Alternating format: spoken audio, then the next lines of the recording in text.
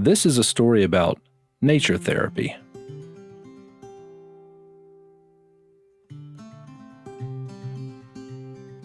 On occasion, I find myself wrestling with my thoughts. Just too much time dwelling on the stresses of life. Mostly just overthinking or over-pondering things I can't control.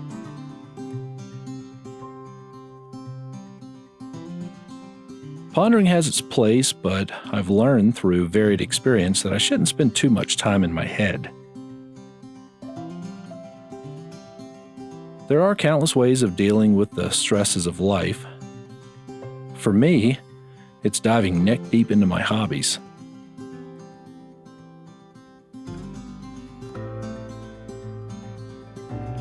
My wife often jokes that I'm never satisfied with a casual hobby. Yeah, I admit, I do have a tendency of going overboard.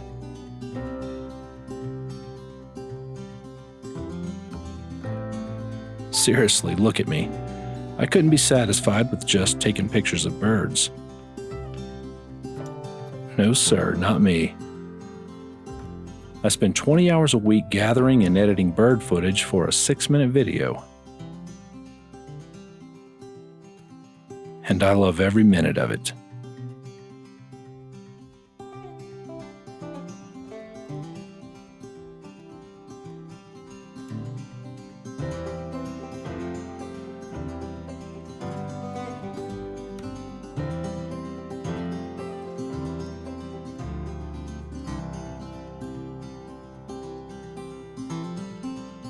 I've embraced the beautiful habit of documenting nearly all of my time in the field.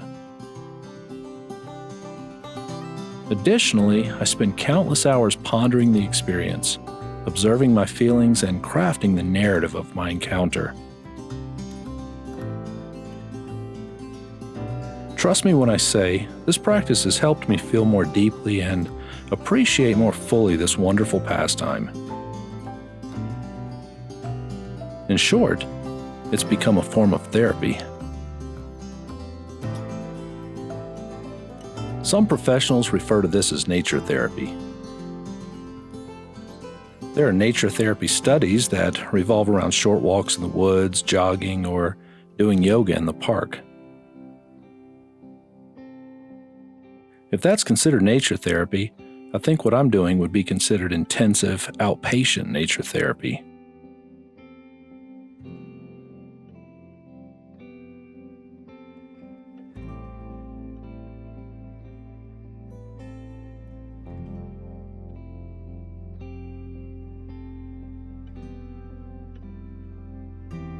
I've become quite meticulous when it comes to selecting the location of my nature therapy sessions.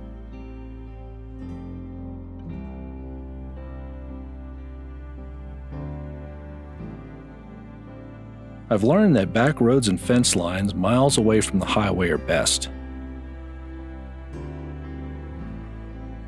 The goal? Well, the goal's simple: silence. I find myself constantly pursuing the quiet.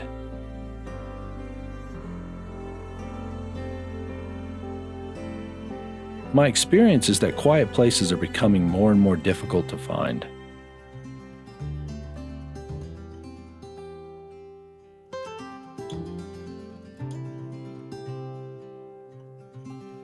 However, when I do find those silent sanctuaries, I become acutely aware of the tranquil, natural sounds.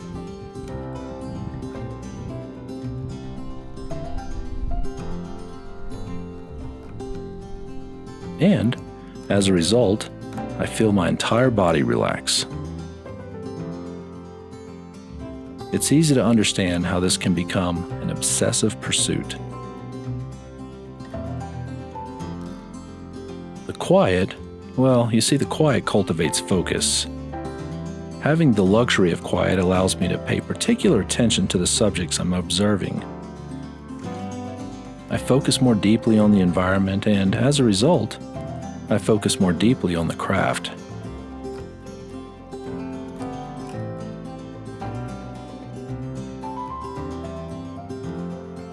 I've read that the quietest place in America is marked by a red stone in a rainforest in Olympic National Park. Huh, I want to go there.